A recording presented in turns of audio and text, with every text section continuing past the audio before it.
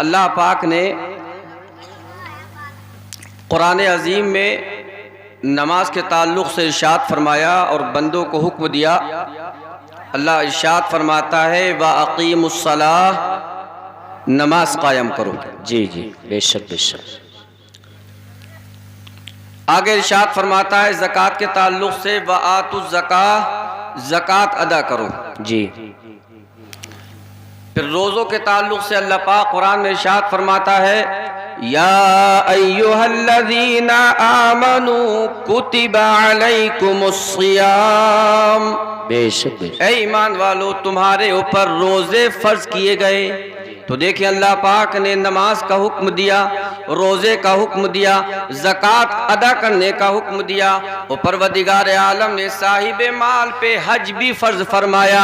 لیکن پروردگار عالم نے نماز کا حکم عطا فرمایا، لیکن مولا نماز خود پڑھنے سے پاک ہے۔ میرا رب نماز کا حکم دیتا ہے لیکن نماز خود نہیں پڑھتا، روزے کا حکم دیتا ہے، روزہ میرا مولا خود نہیں رکھتا، زکوٰۃ کا حکم دے رہا ہے لیکن خود نہیں دیتا، حج کرنے کا حکم فرماتا ہے لیکن مولا تبارک و تعالی حج خود نہیں کرتا بلکہ حج کرنے سے پاک ہے۔ لیکن پروردگار عالم نے تمام عبادتوں کا حکم دیا لیکن مولا خود نہیں کرتا۔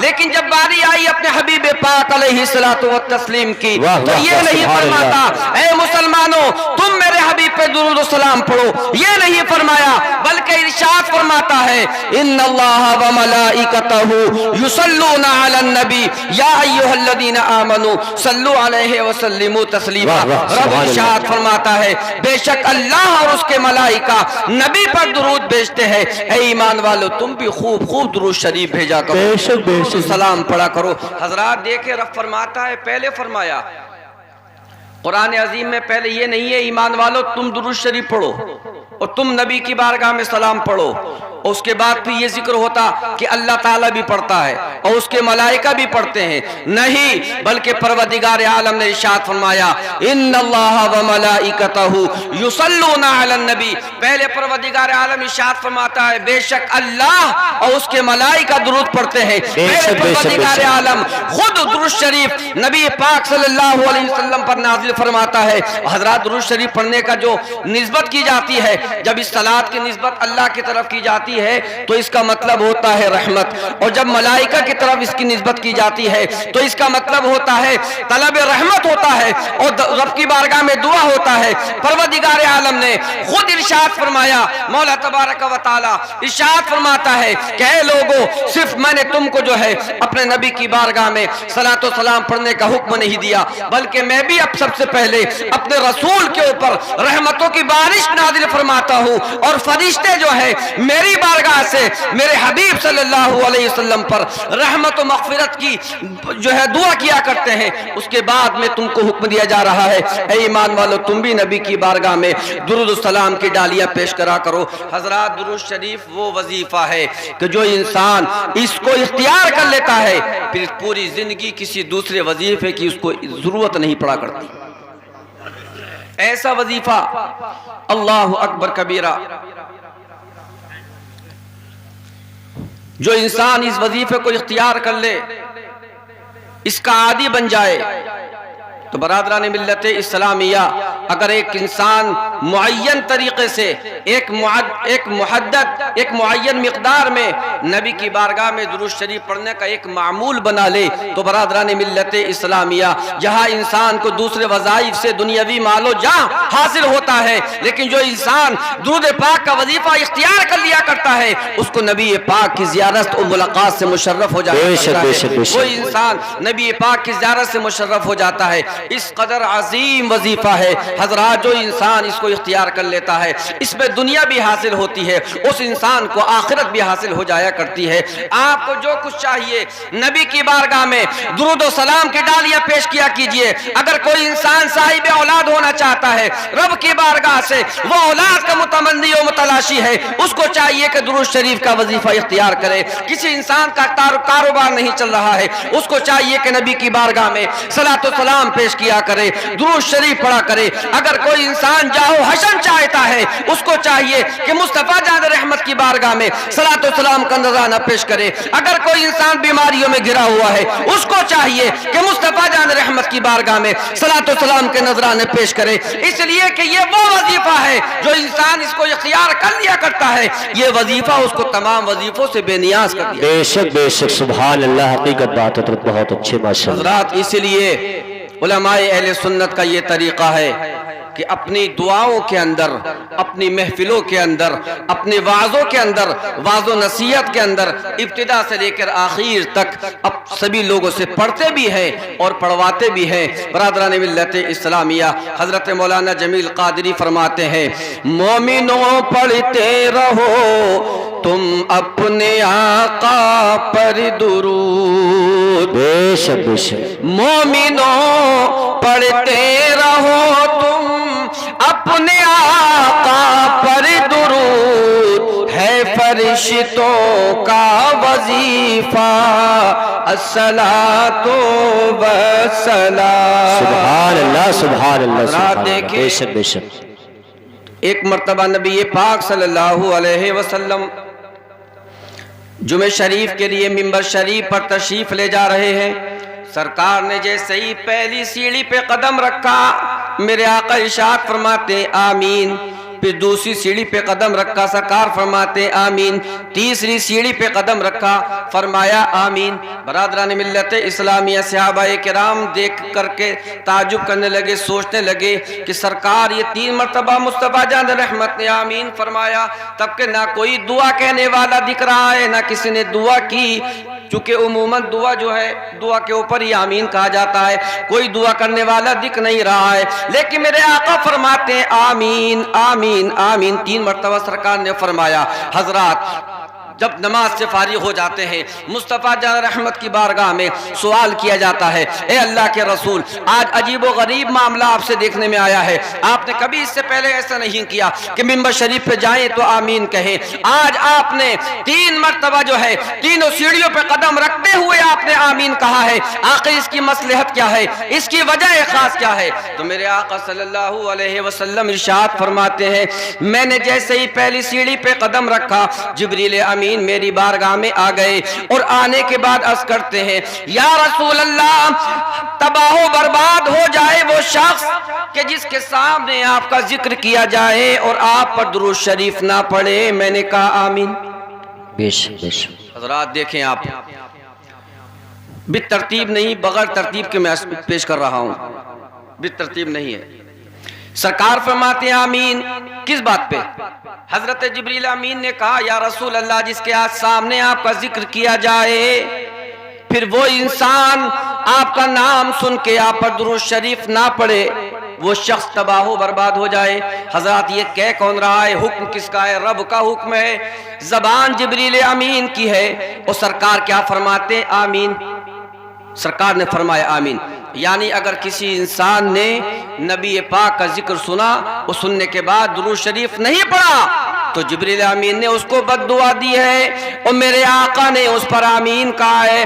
اس انسان کی خیریت نہیں جو مصطفیٰ جان رحمت کا نام سننے کے بعد میں درود شریف نہ پڑھے, اس لیے کہ یہ آمین کہنے والی زبان کوئی عام زبان نہیں ہے, بلکہ امام عشق محبت فاضل بریلوی رضی اللہ تعالیٰ عنہ اس زبان کے تعلق سے فرماتے ہیں یا رسول اللہ وہ زبان جس کو سب کن کی کل جی کہے اس کی نافذ حکومت پہ لاکھوں سلام. مصطفیٰ جان رحمت پہ لاکھوں سلام. تو حضرات جب بھی آپ کے سامنے نبی پاک کا ذکر کیا جائے صلی اللہ علیہ وسلم ضرور پڑھا کریں, اس لیے کہ یہ سرکار نے ایک حدیث شریف میں ارشاد فرمایا کہ جو انسان مجھ پر درود شریف نہیں پڑھے گا, جو انسان دنیا میں مجھ پر درود شریف پڑھنا بھول جائے گا, کل بروز قیامت وہ انسان جنت کا راستہ بھول جائے گا. حضرات جنت میں قیامت کے دن ہر انسان کو صرف ایک ہی فکر ہوگی کہ عذاب سے بچ جائے, جہنم سے بچ جائے اور جنت میں داخل ہو جائے. اب میدان محشر میں میرے آقا فرماتے ہیں کہ جو انسان دنیا میں میرے اوپر صلاۃ و سلام نہیں پڑھے گا، درود شریف نہیں پڑھے گا، وہ انسان جنت میں نہیں جائے گا، اس لیے کہ جب راستہ ہی بھول جائے گا، جس انسان کو راستہ ہی یاد نہیں رہے گا، وہ انسان منزل مقصود پہ کیسے پہنچے گا؟ اس لیے کہ منزل مقصود پہ وہی پہنچتا ہے کہ جو انسان صحیح راستے پر چلتا ہے، جس کو راستہ معلوم بھی ہو اور پھر اس صحیح راستے پہ چلے بھی، راستہ طے کرے، اس کے بعد وہ انسان جنت پہ، وہ انسان منزل مقصود کو پہنچتا ہے۔ میرے آقا فرماتے ہیں جو انسان دنیا میں میرے اوپر درود شریف پڑھنا بھول جائے گا، کل بروز قیامت وہ انسان جنت کا راستہ بھول جائے گا۔ بے شک بے شک۔ آپ کو اختیار ہے اور فیصلہ آپ کے سامنے ہے کہ آپ کو جنت کا راستہ بھولنا ہے یا یاد رکھنا ہے۔ اگر یاد رکھنا ہے تو نبی کی بارگاہ میں درود و سلام کثرت سے پڑھا کیجئے۔ حضرات سرکار ارشاد فرماتے ہیں کہ جس انسان کے سامنے جبریل امین نے عرض کی یا رسول اللہ، جس کے سامنے آپ کا ذکر کیا جائے اور پھر وہ انسان آپ پر درود شریف نہ پڑھے، وہ انسان ہلاک و برباد ہو جائے۔ میرے آقا نے فرمایا آمین۔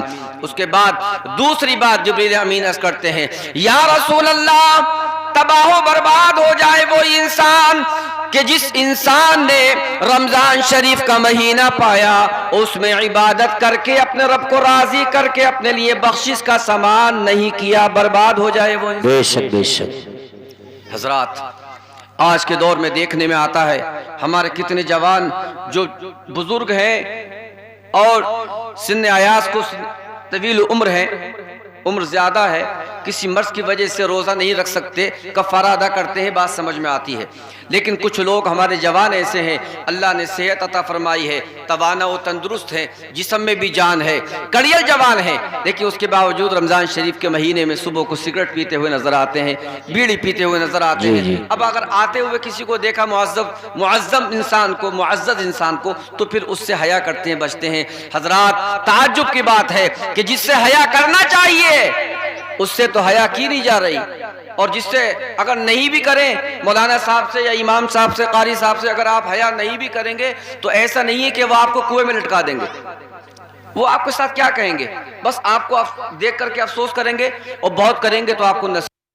لیکن صحیح معنی میں انسان کو اگر حیا کرنا چاہیے تو اس ذات سے کرنا چاہیے کہ اگر انسان چاہے کہ کوئی گناہ کرے اور ایسے مقام پہ جا کے گناہ کرے کہ جہاں سے وہ پروردگار عالم نہ دیکھے، تو پوری دنیا تلاش مارے، پوری دنیا کو چھان مارے، اس انسان کو پوری دنیا کے اندر، روئے زمین کے اندر، چاہے آسمانوں کے اندر ہو، زمینوں کے اندر ہو، دریاؤں کے اندر ہو، زمین کے اندر تحت الثری میں اگر چاہے وہ کوئی مقام ایسا تلاش لے کہ جہاں پروردگار عالم اس کو نہ دیکھے اور وہ گناہ کر لے، پوری دنیا کے اندر کسی مقام پہ جا کے تلاش لو، کوئی ایسی جگہ مل نہیں سکتی۔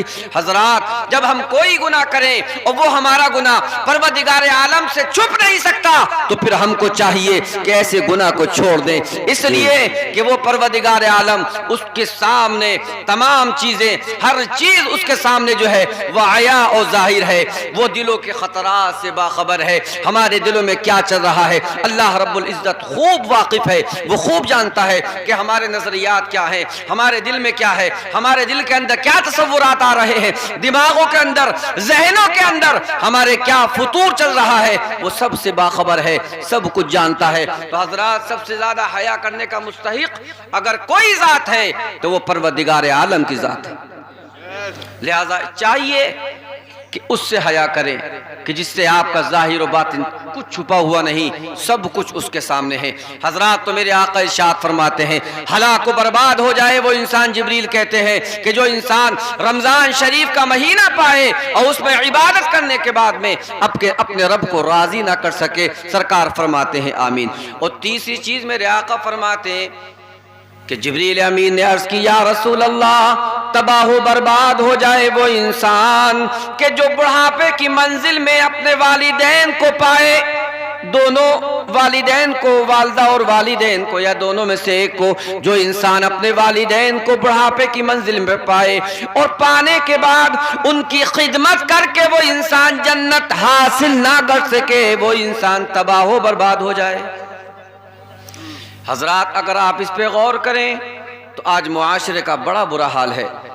آج کے دور میں چونکہ مہنگائی کا دور ہے، سختی کا دور ہے، حالانکہ اللہ رب العزت نے ہر انسان کو بے شمار نعمتیں عنایت فرمائی۔ کوئی ایک زمانہ ایسا تھا، شاید آپ میں سے جو بزرگ لوگ ہیں انہوں نے دیکھا ہوگا، ایک سعودی سے میری بات ہوئی تو وہ سعودی میں مجھ سے کہہ رہا تھا کہ حضرت ایک زمانہ وہ تھا کہ ہم یہاں پہ پانی، نہر کا پانی اور پتے وغیرہ، سوکھے سوکھے پتے کھایا کرتے تھے دیہات کے اندر، سعودی کے اندر۔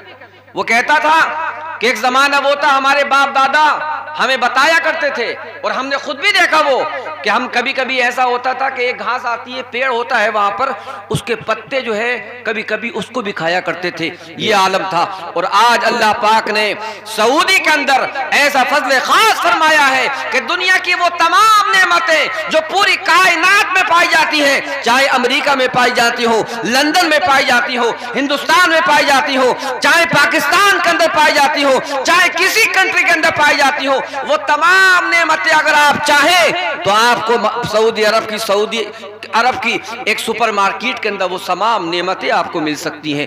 ہر چیز ملتی ہے۔ آم اگاتے آپ ہیں، آم آپ کھاتے کم ہیں، وہ زیادہ کھاتے ہیں۔ چاول آپ اچھا اگاتے ہیں، آپ اچھا چاول اگانے کے بعد میں اس چاول کو آپ جو ہے ایکسپورٹ کر دیتے ہیں باہر سعودیوں کے لیے، اور آپ موٹا اور اندراسن کا چاول کھاتے ہیں۔ حضرات یہ اللہ رب العزت کے پیغمبر حضرت ابراہیم علیہ السلام کی دعا کی تاثیر تھی، اس لیے کہ ابراہیم علیہ السلام نے اس سرزمین کے لیے دعا فرمائی تھی، اے پروردگار عالم، ان رہنے والوں کے لیے، ان بستی والوں کے لیے، اس ارض مقدس کے رہنے والوں کے، انسانوں کے لیے تو نعمتیں نازل فرما، ثمرات و پھل نازل فرما۔ اس دعا کا یہ اثر ہے کہ پوری دنیا کی نعمتیں آج سعودی عرب کے اندر پائی جاتی ہیں۔ بے شک بے شک بے شک۔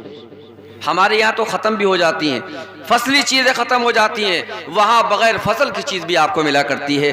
حضرات میں یہ عرض کر رہا تھا کہ آج کا چونکہ سختی کا دور ہے، مہنگائی کا دور ہے، لیکن پھر بھی گزشتہ زمانے کو آپ دیکھیں تو آپ کہیں الحمدللہ رب کا بڑا فضل ہے۔ آج کے دور میں 2-2 3-3 فصلیں آج انسان اگا رہا ہے، ہر انسان اپنے گھر کے اندر اچھا کھا رہا ہے، اچھا پہن رہا ہے، لیکن آج بھی دیکھنے میں یہ آتا ہے کہ جب ماں باپ کا مسئلہ آتا ہے، وہ ماں باپ کہ جو دو ایک والدین والدہ اور والد، یہ دو انسان اپنے گھر کے اندر 10 سے 12 بچوں کو پال کے بڑا کر دیتے ہیں، اس کے باوجود پھر وہ 10-12 بچے ملنے کے بعد میں دو ماں باپ کو پال نہیں سکتے، بڑی مشکل ہوتی ہے، دھوئے نکل جاتے ہیں۔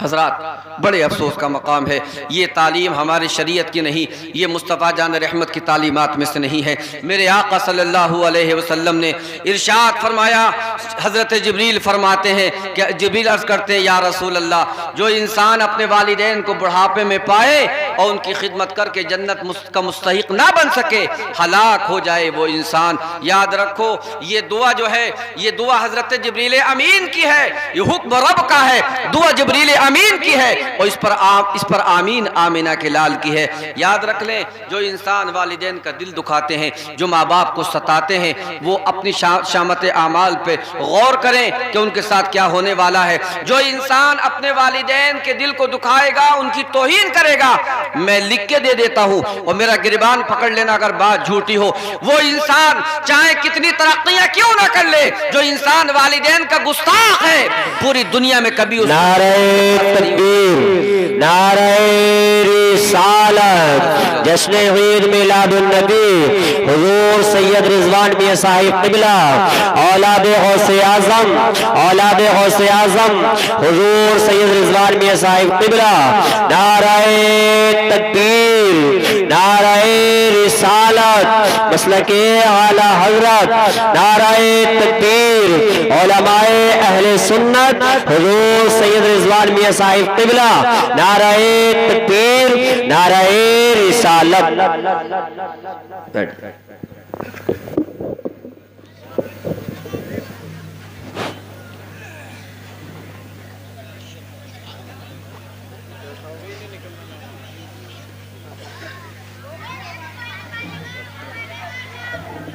آپ حضرات تشریف رکھیے اور انشاءاللہ بہت جلد ہی آپ کو خطیب اہل سنت واعظ قوم و ملت حضرت علامہ مولانا سید رضوان میاں صاحب قبلہ کا نورانی عرفانی بیان انشاءاللہ ہمیں اور آپ کو سننا ہے۔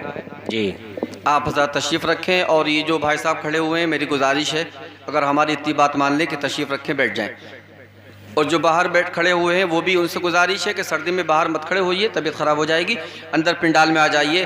امام صاحب نے اور آپ لوگوں نے بڑی محنت سے اس جلسے کو سجایا ہے، اللہ پاک اسے قبول فرمائے، لہٰذا پنڈال کے اندر ماشاءاللہ معقول انتظام ہے، آپ حضرت اندر آئیے اور تشریف رکھیے اور سنیے۔ درود شریف پڑھ لیجیے، اللہم صلی علی سیدنا و مولانا محمد وبارک وسلم، صلو علیہ صلاۃ و سلام علیک یا رسول اللہ صلی اللہ تعالی علیہ وسلم۔ حضرات میں یہ عرض کر رہا تھا کہ ہماری قوم کا حال جو ہے بڑا ابتر ہے۔ دیکھیے مجھے ضروری نہیں کہ کسی شخصی انسان کو پکڑ کے اور دکھاؤں کہ فلاں آدمی نے ایسا کیا، لیکن ہر انسان جو کام کرتا ہے، گناہ کرتا ہے، اگر اس گناہ کو ذکر کرے تو وہ سمجھ جاتا ہے کہ میں بھی اسی فہرست میں آتا ہوں۔ لہٰذا میرے بھائیوں، اپنے والدین کا احترام کرو، اپنے والدین کا احترام کرو، اس لیے کہ اگر آپ کو ترقی چاہیے اور آپ چاہتے ہیں کہ آپ دنیا و آخرت میں کامیاب ہو جائیں، آپ چاہتے ہیں کہ آپ فلاح و بہبود کی منزلوں کو طے کر لیں، آپ یہ چاہتے ہیں کہ آپ دنیا و آخرت دونوں میں کامیاب و کامران ہو جائیں، تو تمہارے اوپر لازم و واجب بلکہ فرض ہے کہ اپنے والدین کی خدمت کرو، ان کا احترام کرو، ان سے محبت کرو، اور جو تم خود کھاؤ اپنے والدین کو کھلاؤ، جو تم خود پہنو اپنے والدین کو پہناؤ، تو اس کے دو فائدے آپ کو ہوں گے۔ جب آپ ایسا کریں گے، والدین سے محبت کریں گے، احترام کریں گے، ان کا دھیان رکھیں گے، جو خود کھائیں گے ماں باپ کو کھلائیں گے، جو خود پہنیں گے ماں باپ کو پہنائیں گے، تو اس کے دو فائدے ہوں گے۔ ایک فائدہ تو یہ ہوگا کہ تمہارا پروردگار عالم تم سے راضی ہو جائے گا، اور جس سے رب راضی ہو جاتا ہے اس کو پروردگار عالم جنت عطا فرماتا ہے۔ ایک تو جنت کا مستہ، اور دوسری وجہ اور دوسرا فائدہ آپ کے لیے یہ ہے کہ جیسے آپ کریں گے آپ کے ساتھ بھی ویسے ہی ہوگا۔ اگر آپ اپنے والدین کا احترام کریں گے، کل آپ کو اللہ پاک اولاد عطا فرمائے گا۔ جب آپ کے آنگن کے اندر پھول کھلیں گے اولاد کی شکل میں، اور جب وہ بڑے ہوں گے، ہونہار ہوں گے، کچھ ہوش رکھیں گے، تو اگر آپ اپنے والدین کا احترام کریں گے تو وہ بچے آپ کا احترام کرتے نظر آئیں گے۔